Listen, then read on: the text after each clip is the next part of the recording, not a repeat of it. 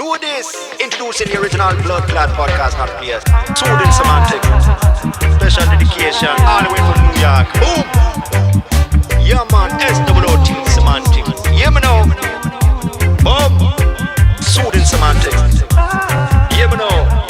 Big ups to the man. Soothing Semantics.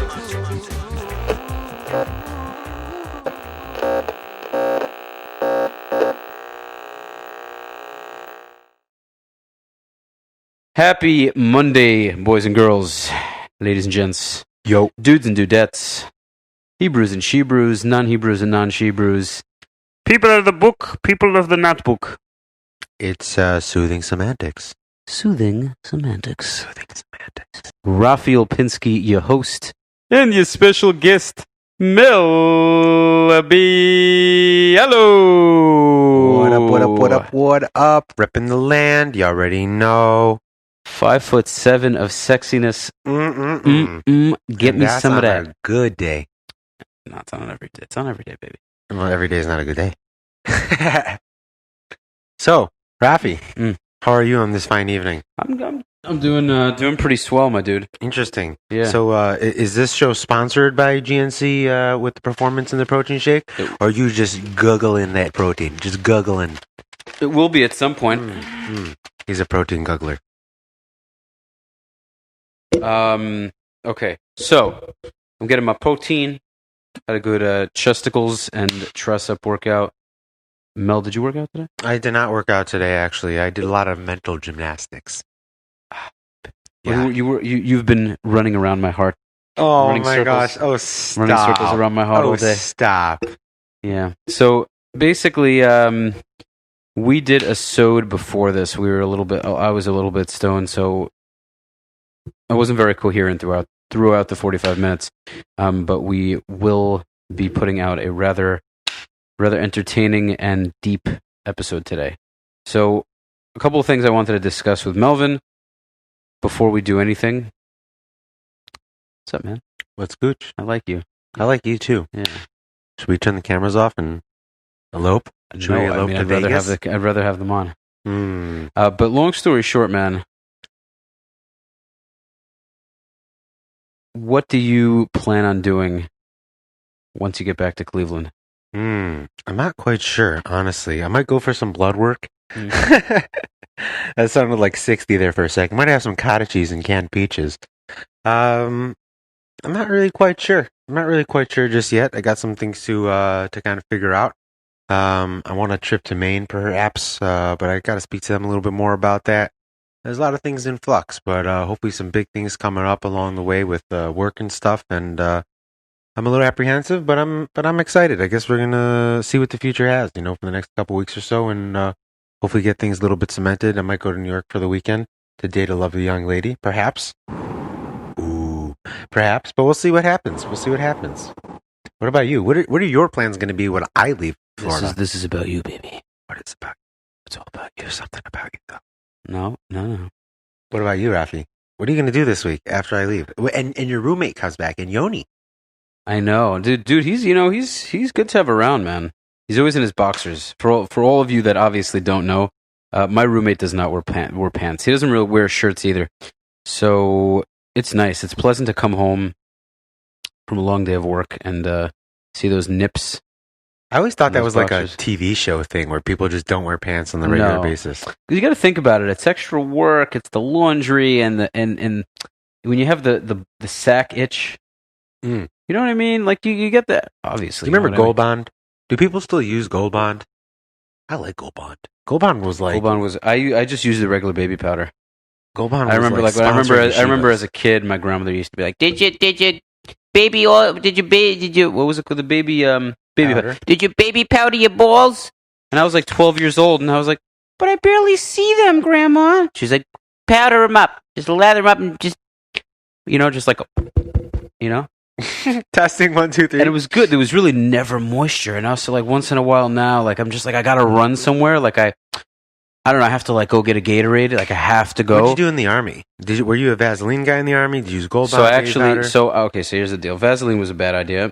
Vaseline was only good if you have like a cut or whatever. But for the crotch itch, which sometimes got very, very bad, I would use Gold Bond. Like Gold Bond was a savior. So Gold Bond, you're dope. You guys are dope. Yeah, Like, but you only have so many pockets in your gear pack. So if you, what would you? I never. Would you So I was trade never the for- Gold Bond guy. There was some other guy who had Gold Bond. What do you mean? There's a gold bond guy. Is that like a position? Is that Rafi, you need to. Your balls are wet. or what? Are they coming off of your? Are they attached to the skin? Or are they coming off the leg? You know, and then I'd be like, I need the powder. Wait, but was he like was he like an officer, like a lieutenant, specifically in charge of gold bond? Dude, we would get into formation. We'd do our push-ups. We would have, our weapons in place. Everything would be in like a certain, for lack of a better word, it would all be in this formation. Take out the gold bond. I want to make sure that everybody has a full container of the bond. If you don't, you buy. When you think about it, Like, can you imagine being at war? You're at war right now. Your balls start itching. Your boy is getting hammered. Okay, there's a gunfight. You're behind a car. His balls start itching. You don't have gold bond. You lose that war. That's That's what happened in Vietnam. Think about it. They're in the jungle, and the American GIs, they probably had some sweating issues, and that was that. Tell me a little bit more about your army experience that didn't involve gold bond. Like, is there anything in your experience that really stood out as being very special to you? I was actually going to throw the whole army talk out of like later episodes, but like this is good. This is clean. You don't have to go too deep into it. We're talking about you or we're talking about you. No, I mean, like, you're talking about deep, and then. Well, I didn't go to the army. No, but you kind of got sexual on me. Well, I wasn't talking about that. No, but seriously, like, if we're talking little Israeli army situation, look at him, boys. He's easy pickings. All by myself. All by myself. Rafi, that was really good. Falsetto, baby. Listen, Rafi, let's talk a little serious. Let's talk serious. Let's talk in deep voices. You want to know? What do you want to know about my deep experience? Deep voices for serious connotations. Is there anything particular that really stood out to you as being something that was your particular favorite part, or specifically meaningful? Taping your picture on the wall in front of the toilet on base, and just looking at you while I went to the bathroom. Taping my picture?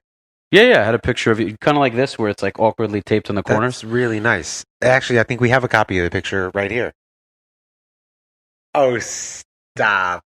We don't do self-deprecating humor here. Rafi, who's your hero that you aspire to be like? Which personality is someone who really stands out to you, other than Gary Vaynerchuk? I gotta tell you the truth. When I was younger, so everyone kind of has their celebrity or their mentor. Like people have Tony Robbins or Gary Vaynerchuk or Kobe Bryant, Michael Jordan, or whoever it is for any specific interest you have. You usually have your idol. When I was younger, I appreciated certain actors, and like I respected. There are a lot of people I respect and admire, but I can't say there's anyone I want to be like per se, because there's a lot of different people that they have traits that I want to not copy in any way, because I really do love myself and I want to be who I am. But there are different character traits. For instance, just to list a couple of names. I appreciate work ethics such as, just going to throw names out there, Conor McGregor, Khabib Nurmagomedov, in the fighting end of things. So strictly MMA. Yeah. Oh, strictly MMA. I just, watching... they have therapy for that, Rafi. Not for cauliflower ears, but just for, like, that. You can definitely... See, the problem is, I'm really glad that you don't fight. If you had cauliflower ear, I would never be able to, like, slide my fingers around the little crevices in your my ears gosh, while you sleep. Business idea, Q-tips for cauliflower ears. There's got to be, like, something. Yeah, but it doesn't block the hole. It doesn't? So just regular Q-tips? Yes. Oh, that's boring. Dude, cauliflower ear it messes with the whole, with this section. Who coined the term cauliflower ear? Well, it looks like a fucking cauliflower. Oh, I cursed. I wasn't supposed to curse. We're just going to have to do a lot of beeps. No, well, I threw one F-bomb out there. Can I address this? Bro, what's can I that address can the happen? elephant in the room? You can address two elephants in the room. That's not an elephant. It's close enough. Anyway, the elephant in the room is that okay? Well, we're both Jewish. That's enough of an elephant in the room. I mean, come on, that's rough. Yeah. Anyway, there is what's called a shidduch with a ch. Okay, everyone practice that for the next hour or two tonight. This way, when your Jewish friends say things you don't understand, you can be like, I got it, and it'll give you this kind of connection. Anyway, I think you've just solved racism. Probably. But as far as the cussing goes, Mel is kind of uneasy about the cursing. I was initially also, and there are words I wouldn't want to say, and I would try to keep it light on the Fs. When I have a little daughter and she's in school and she misbehaves, Mrs. Peterson will be like, well, you know what, Sarah? You get it from your dad that cusses like a sailor. You naming your daughter Sarah? Generic. I like the lack of originality. Who's Sarah, Rafi? Why are you naming your daughter Sarah? You didn't even have her yet. You already have like the full name. It's not fun. I see what you're going with that. Yeah, it must be a girl I like that's Sarah, so I'm naming. That's how I would do it. I would totally project. Jessica Alba, my firstborn daughter. Just do celebrity crushes like indefinitely. Or make sure she has a security There are people guard. like that. Dude, I know someone that named their children, especially back in the day in the older generations, they would name their children after celebrities on a pretty regular basis. And it's I think it's like kind of interesting because make sure that's still recording. Because like can you just don't test the space button, just touch the mouse. Sure. It's fine while it's recording. It's not a big deal. It's still going, right? You tell me. This is your piece. Yeah. I think it's an interesting thing on there because people they'll name their children after loved ones or just like celebrities. I find the idea of idolizing celebrities to be very fascinating. In the past week, Kobe Bryant totally went off topic with this. Okay. Yeah, keep going. Well, the that's what we do. We just go on multiple left turns. Two lefts do make a right, actually. No, but I've never heard that one before. So thank you. There's a first time for everything. Okay. No, but past week and a half or so, the world has been saddened by the news of Kobe Bryant dying tragically with his daughter and 7 other people on a helicopter crash. Being on social media is pretty much unbearable because every page that you turn, sports or not, is just idolizing and tributing and honoring his memory and what he brought to the table. I understand the idea that a lot of people grew up with the basketball player. Like, I'm a Cleveland fan. Two things. Can you bring the table a little closer and maybe bring the mic up towards your face a bit? Yeah. Yeah, just so it's like in your... You good, bro? You need some muscle is what's gonna... I don't want to rip your thing off. But I find the concept of people just try to tighten this part, like pick this part, like pick this entire part up. So you might have to unscrew that little thing. Oh, I lowered it on purpose. No, but you're not talking in the top of it. You're talking in here. You're not talking over here. You're talking through here. Can you hear me now? How about now? Can we... Oh, you want me to talk to the side of it like this? No, that's exactly how it's got to work. Yeah. Like this? Yeah. Okay, can you hear me? Okay, perfect. Okay, no, but you're yeah. So I just find it really I find it fascinating the amount of mental real estate and emotional real estate that people devote towards celebrities, people that have impact on your lives, but no direct impact. Maybe that's changed with social media because truthfully, the past 20 years, 15 years or so, like I remember when I had Facebook the first time, like what, 2007 or something, 2008, like it's already been a minute. But people are obsessed and like some of the comments that people are crying on a regular basis and you still can't believe it. And like, I'm no stranger to death and, it's very different when someone close dies as opposed to like a celebrity. But I am kind of shocked at the amount of people that are that like intense about it.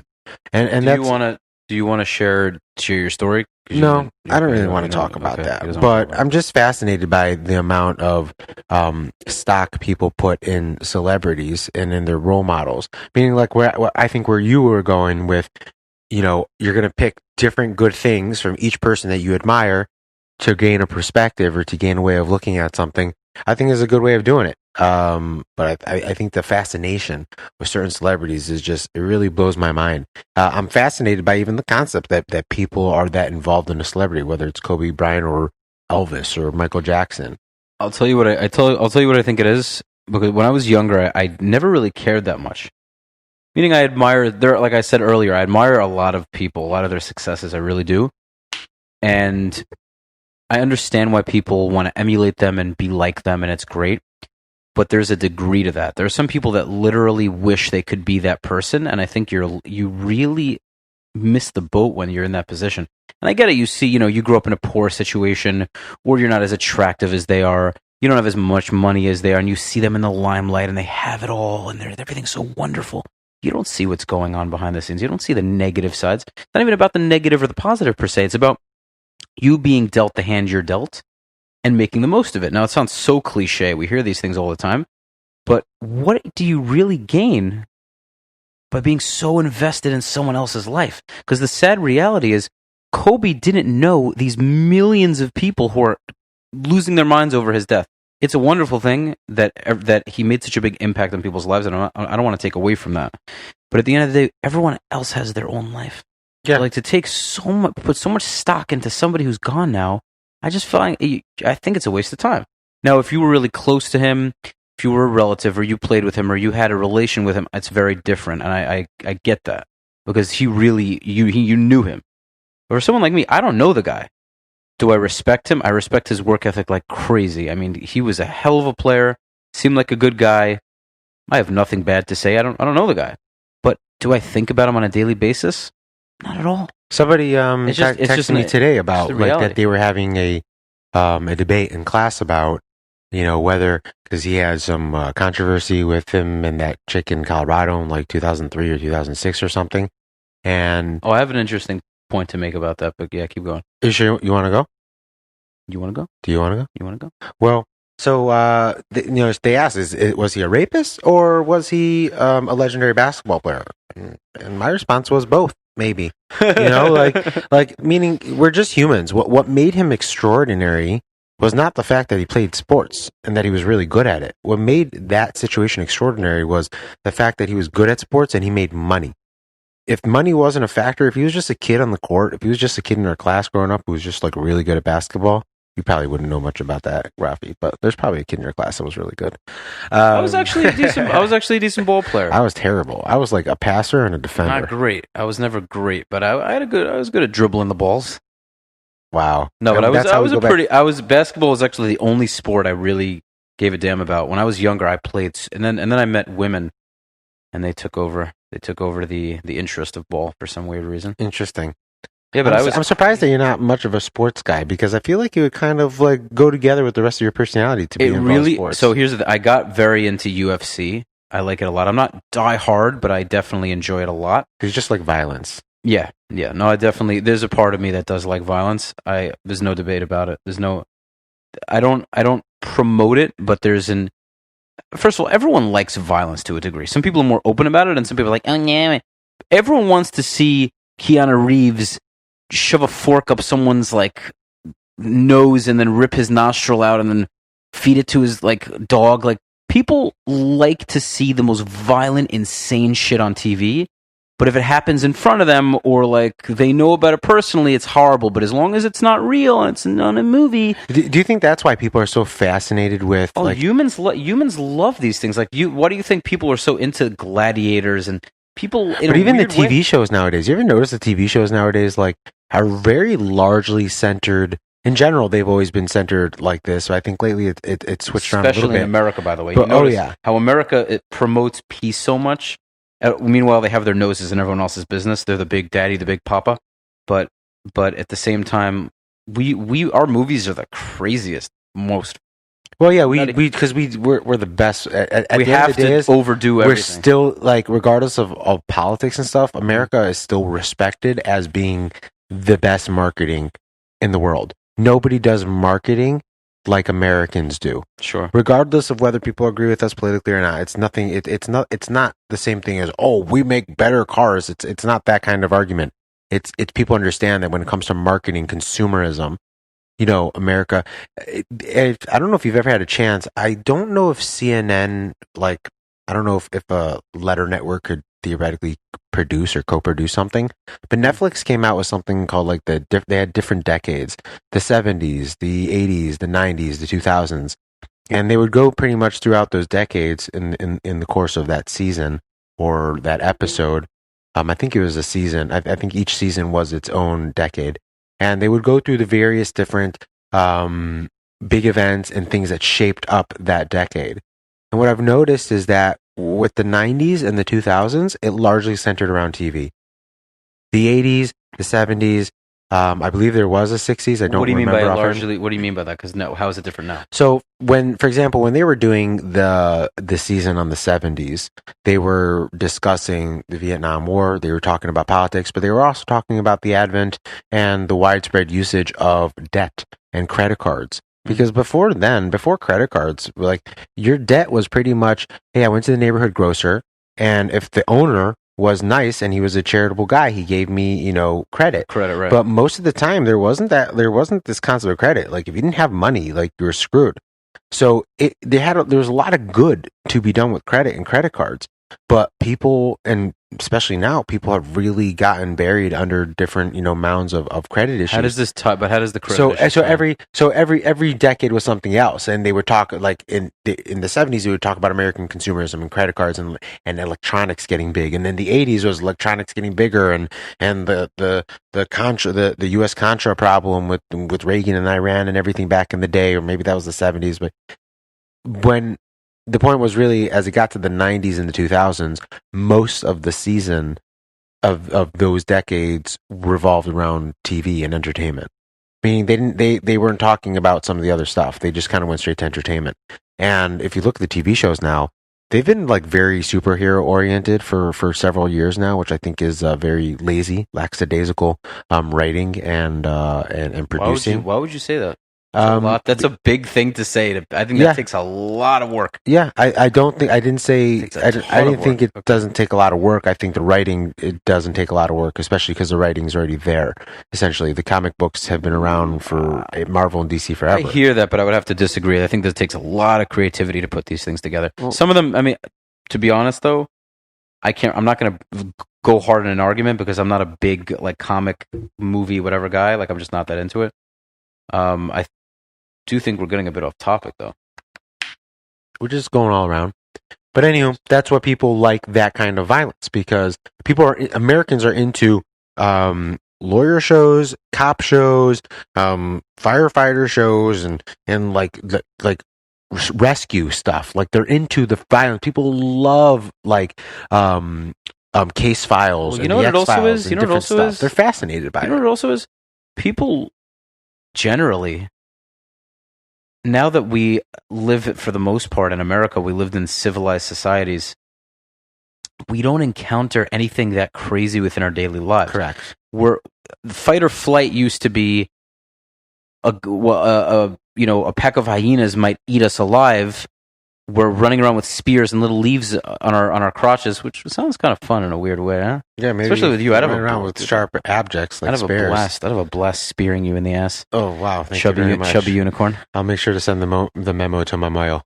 For any of you that don't know, Mamoil is the man responsible for cutting off the foreskin, circumciser, and then putting it in the soup. Circumciser, circumcision soup. If anyone watched Meet the Fockers, they would understand that. That's an old school movie. Did you watch that? Do you remember? But we'll remember what? Those old school I call them Yeshiva comedies, the comedy movies we used to watch in the Yeshiva years. Mrs. Doubtfire was one of my favorites. That's a classic. God, I love that movie. That's a classic. I haven't watched it in a long time. Love it. I know almost all of the words to that movie. I've seen that movie so many times. Love it. When was the last time you've seen it? It's been probably about not that long ago, maybe a year and a half ago. Really? Yeah. Nice. Love it. I can watch that movie. Is that your favorite movie? It's up there. My favorite, I would say one of my favorite movies of all time is Saving Private Ryan, though. Interesting. Because it's an older movie. It's from the 90s, I think. or maybe early 2000s, 90s, but it is one of the most realistic seeming movies. Yeah, by far. Like it's so real. It's not overdone. It just doesn't have all these fake. They just came out with that World War I movie in 1917. It looked pretty interesting. I don't know if you've had a chance to see a preview or whatnot, but 1917. It's essentially another war movie. I'll check it out. But I like war movies specifically over like general fighting stuff. But you know what? I really wish that they would get a little bit more creative. I haven't seen movies of this style in a while, but Civil War, Revolutionary War, one of my favorite movies, Master and Commander, which is a naval fight between the French, I believe, and the English naval forces in like the 1800s. Sounds cool. That's a great movie. I think Russell Crowe was in there. Yeah. That's a great movie. I love seeing people on horseback with swords. See, like nowadays, they never do movies like that anymore. War is not as exciting as it used to be. Like war is just like, all right, we're just gonna kill 8,000 people. Yeah, like, the weapons are too good. Yeah, it's just too like people don't matter that much. Like that's the shitty part. You can be this insane jacked soldier that trains forever. You know, you're a Navy SEAL. You are an incredible and then a drone takes you out. No, either a drone or just some guerrilla fighter who shoots a gun over a wall, just pops you in the head, gets lucky. All that training gone. But like if you were, and even back in the day, if you were an incredible soldier, someone can spear you or get you with a sword when you're not looking. But talent mattered more back then. Have you ever gone archery? But wait a sec. Okay. Do you know what it really mattered back then? Like you being a stronger guy in those kind of wars really made a difference because you had to face people head on. Yeah. So if you're a scrawny little guy who doesn't know how to wield a sword or ride a horse, and a guy comes after you and he's riding that horse and he knows how to turn that sword. No, but a guy knows how to slice your head off with one. You're done. But nowadays the gun is so much more. I mean, don't get me wrong. There's still strategy. There's still a lot of brain involved. Yeah. And in many ways, there's more brain involved now than in brute strength. For sure. I mean, wars are more technical now. There's a lot more brain involved, but it's also I think it matters more on a large scale now. But as an individual soldier now, you're a lot less. It depends how you look at it. There's so many ways to look at it. Okay, you have a massive gun, you could take out 50 people or more, but you don't one-on-one. It's like the size, your size and your strength. Those things don't matter nearly as much. Well, that's really like World War II is really when technology started, like for wartime, started booming. Because before then, like people, like I know World War I, they were using like gas and stuff like that, like some crazy stuff, mustard gas and who knows what. But they were largely, and there were tanks that showed up towards the end of the war. But from my understanding, toward the first half of World War I was largely like horseback. Was cavalry, straight up cavalry. Can you imagine America running into Afghanistan right now with horses and swords? Actually, they probably would have been out of there ages ago if they would have done But also, it's so much more badass. So much more badass. Like I saw Putin there's a picture of Putin on a horse. Yeah. He's not in crazy shape. But that's the thing about him. He looks like he's like Arnold Schwarzenegger. Like they have that body, which is, it's almost more badass than being jacked. You know when you see like those big Russian guys where they still have the muscle, the shoulders, the back, the chest, the arm, but then they have a belly. So you. And it's kind of, yeah, exactly. Or actually me, honest, both of us. But it's kind of more, we're not there yet. We're still young. When you're like 40 and you have a big gold necklace, tons of hair, and like, you just have a belly, but big, whatever. It's more intimidating than 6-pack because it's like, I eat what I want, but I still lift 480 pounds and I'll eat you. Like there's something more, it's because you don't even care as much about the way you look. You're just a big, strong animal. Does that make sense? Yeah. Like you don't care much about the appearance. You care more about intimidating. It's intimidating a little bit. And yeah, it's more intimidating than the full on like chiseled physique. Well, you described like an Italian mafioso is essentially what you did. Pretty much. Big gold chain, or Russian, or there's so many different groups that lots of look hairy like people. That. No, there's so many ethnicities that have that have that look really. But back to the violent thing. Though. Have you ever gone? Have you ever done archery? Never. Interesting. Never. I actually want to do it. Is this something that would interest you? Yeah, for sure. I would actually want to do like archery hunting. Yeah, that'd be really cool. What about axe throwing? That's been all the rage now. Still they never have so did many that. of those places. Never did that yet. I'm not sure what I think about that. Like I know how that goes down. I can't see that being as enjoyable as I feel like it should be. I don't know. Yeah, why. I could see that getting boring because you throw the axe and then what? The thing that's cool about axe throwing is if you can meaning like you can throw an axe at like a mannequin with one throw and the whole head comes off. Or like what David Blaine does with like a playing card. He's insane. But dude, That dude's nuts. but back into the violent thing. I think Americans love. I was talking about fight or flight and all that. I think Americans love violence so much, and there are other countries that are very civilized as well. But Americans generally, they go to work, they go home, they take their kids to soccer practice, they make love, and that's it. And it's the same thing every single day. And they have their little stresses, their little first world problems, but nothing really that crazy is happening. In other countries, there is insane crap happening on a daily basis. Like, people are nuts. And these countries don't have law and order the same way America does. Now, obviously, it varies. There are very so it's essentially first world countries versus second and third world countries. Well, yeah. So my point about this is that in America, I think we're so in love with the crazy movies, the overly intense movies, because it gives us it takes us away from. But we also invented it. Like Hollywood, really, like Hollywood is what made movies and entertainment what it is today. That's why it's so respected. And it's still the best. My point is the point is why though? Why is it like that? That's the question. I think a lot of a lot of first world countries are. I think people in general are like that. First world countries have less of that physical outlet to actually do that, so they have to direct that into entertainment. Video games, like think about all the video games. That's kind of what I said. No? Yeah, we're not disagreeing. You're just expounding. Okay. I thought this was a podcast. Oh, I mean, I don't really know what I don't. Well, that's that, guys. Yeah, it's interesting how people. I was never a violent video game kind of player, even when I was younger. When my brothers had Nintendo 64 and stuff like that, I wanted to play the sports games. I want to play Blitz 2000. I want to play NBA Jam. Like, I don't know, the violent there's a name for it. I think they call it first person shooter games. I think that's the term for it. Those things just never. They just never appeal to me. You have people that play video games on like hard and advanced levels and stuff like that. I'm like, I'm trying to have fun. My life's hard. When I play video games, I don't play it on easy. But people are like, and they beat them in 3 seconds. But those people are like intense. Yeah, but that's also they're living outside of their reality. They don't get to live that in their reality. These guys who are, realistically, on the nerdier side, they're not confrontational people. They don't go to the military for whatever reason. This is just my thought process. They get that outlet in a game where they're amazing at killing people on Call of Duty. They don't have to risk their lives, and they get great at it. I don't know. There doesn't have to be necessarily some deep reason behind it. It could be they're in the comfort of their home. It's just people being people. There's a box of tissues nearby, and they never really leave their room. The mother wants them to get married. Lots of ruffles. They're 47. They have a command center in the basement. Yeah, Ma, where are the cheese fries? David, get a job. I have a job. I'm playing Call of Duty. Ninja makes like $500 million a year.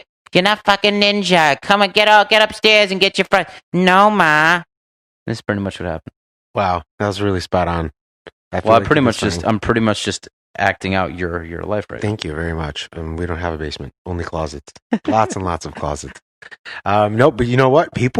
It's the craziest thing is there are people that are making money playing video games now, like major money. Yeah, that's the beauty of 2020, man. You can make money doing anything nowadays, just as long as you're really good at it. That's what it comes down to. I think the key really to doing anything getting good at it is absolutely busting your ass. Sometimes people just get lucky, right? Sometimes just people. By the way, I love how your legs it's just laying over my couch. All right. And my colored socks. Peep those socks. Peep those socks. But I think like success. I don't have I'm a 26-year-old little shit, but I mean, I think major success comes from really loving it, genuinely loving it, but also busting your ass. I don't think there's anything new. I think I'm making a very redundant statement. But it's something that I've really internalized because people hear things all the time. Very successful people will, like Arnold Schwarzenegger will talk about his successes, and people will just sit there and eat Mike and Ike's off their stomach in their bed and be like, wow, he's so motivating, he's so amazing. Like And they get off their bed, and the Mike and Ike's full everywhere, and they're like, rookie. I'm gonna go to the gym, yeah. And then like they go for a week and they stop, and they're just like, it's just not me. Like I'm just not like Arnold wasn't born that way. People just have this misconception that they are them, I am me. Okay, yes, you're right, but you can achieve a very close level. There may be someone who beats him in a way. I mean, I guess he's the number one. Maybe he'll always just have that spot, and no one. I feel like it's like that in a way. Like some people are just, like Mike Tyson's Mike Tyson, Muhammad Ali's Muhammad Ali. You have those people who I guess they just get that credit, or Tupac and Biggie, where no one may ever beat them, even if they're technically better. Straight up, I think there's a lot of Eminem. I think Eminem is better than both of them combined. Hell yeah. I say it confidently. I think Eminem is much more lyrically talented than Tupac and Biggie ever were by a long shot. But they just get that credit. But there's the romance. People like to romanticize about certain things. Right. It's the same thing with that whole Kobe situation. Honestly, if Kobe died a regular death, people would be sad, of course, but people would not be going this way. There's a certain romanticism. He was the Mamba mentality. He was the hardest worker, and he loved his daughter. And this is what people do. There's a certain degree of tunnel vision that gets involved. And especially in present day, it gets even harder to be able to tell the difference between who is better than whom, who is that. Like, that's why when it comes to sports, when I have arguments or sports arguments and debates with some of my friends, I tell them at the end of the day it comes down to statistics, because the stats don't lie. And if you lead the stats in more things than the other person, you have a right to be called better at that situation. So, for example, when it comes to basketball, I think the greatest player of all time, statistically, is Kareem Abdul-Jabbar. He holds better statistics than Michael Jordan does, even though most people consider Michael Jordan to be the GOAT. I think that by the time LeBron finishes his career, he will statistically be the greatest of all time. And I think he's on his way to doing that. And I was blessed as a Cleveland fan to be able to see that, even though we only went 1-4-11 with him. Man, the summer of 2016 was crazy. The Cavs coming down from 3-1, first time ever versus the best team of all time. They broke the wins record that the Michael Jordan's Bulls had. Oh my gosh, I was outside of that stadium when they won. It was crazy. Streamers fluid. People were. You understand? Cleveland doesn't win that stuff. So when we do, that's right. He said it himself. Yeah, I don't mind. Don't come, please. We like the traffic patterns of the way they are now. But like, it's such a crazy sight to behold. And then later that summer, in the beginning of the fall, when I saw the Indians go to 7 games versus the Cubs, we blew it. We should have won, because that time we blew a 3-1 lead. But man, it's just I understand what sports does to the player, but I always rep the city, not the team. Not the player, because players they bounce from place to place. Teams also do on occasion, but generally, I support my city when they can. You know what? Now that we're on the topic of sports, something I'm really passionate about is I hate this concept of. But one thing, real quick, because you were talking about how you don't feel. Maybe I'm misinterpreting this, but you don't feel like certain people should get that big of a memory, so to speak. Like, if you're like, okay, they're great, they've made an impact on the world, but like, relax. That's kind of what you're saying, right? No, I just think that people romanticize certain things to make them bigger than they are. Meaning, like, I think it's amazing that on Instagram they're tributing and honoring Kobe and stuff like that. But you know what? I also don't want to see it for 9 straight days, all day posting. And they're not even, at this point, they're not even posting new content. So someone's just sending them a cool picture of Kobe that they drew. They're just going to post it. Because at the end of the day, it's really for views and clicks. And that's what bothers me. So true, too. You love Kobe so so much, you're just going to do it for views and clicks? Like, but chill out a little bit. But it always becomes that, man. It always starts out in some nice thing. Like, you don't think people were pocketing money for Australia? Of course. I don't doubt that, man. Of course. Because I was listening to actually Joe Rogan podcast. Big fan of his, actually. And he's a big fan, just in case. Yeah. Hey, Joe Rogan, if you're listening, Rafi really likes you. Oh my god, just like... You want some elk meat? Joe Rogan eats a lot of elk meat. Yeah. But what were you saying? But basically, shit, I lost my train of thought, you asshole. Wait, but he was talking about... what was he talking about? Damn it. No, but now you're definitely not going to remember if you're playing along with me. I'm stalling for time. I'm trying to get my thought together. I really don't remember. Romanticizing players. I'm not cutting this out. Instagram posting 24/7, 365 for 90 straight of Kobe Bryant. Australia and all that. And Australia and all he that. was talking about how there is so much damage done. Even the crazy amounts of money that were donated. I mean, it's awesome. It definitely helped. I'm sure it made a massive impact. But it's so far beyond that. No, it doesn't mean we might as well not donate then. No, I'm not saying that. Obviously. Exactly, but people do at the end of the day is they pocket money. Yeah, that's the shame of it all because it becomes in the beginning such an altruistic, great thing, and then there's so many pieces of garbage that just become selfish about it. They're like, oh well, you know what? I'll put out a GoFundMe for $100K because that's what it comes down to. People greed. You can trace most of the world's issues back to greed. To one degree or another, whether you're talking about the cannabis prohibition, whether you're talking about the prison industrial complex, whether you're talking about this war in Afghanistan that we're still in. Why are we still in Afghanistan? It's 2 decades later. Why are we still there? It's just a waste of money. I'm just saying. Well, here's the deal. The reality is, man, that most wars are all done for money. Mm-hmm. Most wars are done for money. The war makes money. War is very profitable. So, you should read the book Gold Rush about Nazi gold in the 40s and how they actually financed the war because you can't just have a war, you got to finance it. And what blew me away was the amount of legal trouble, well, not necessarily trouble, but the amount of legal gymnastics that the Nazis in Germany went in order to make everything legit. Like I always thought of it more obviously they were brutal, but I always thought of it more like they're just going to rip it from you. And just say F you, and this is where we're going to have our thing. But no, they went through they coerced documents, they coerced contracts to be signed. So there was definitely brutality, but they also had a legal, it's so weird how OCD they were in that regard. And it does come down to money. It really is all about the money. That's why you can trace most problems down to greed.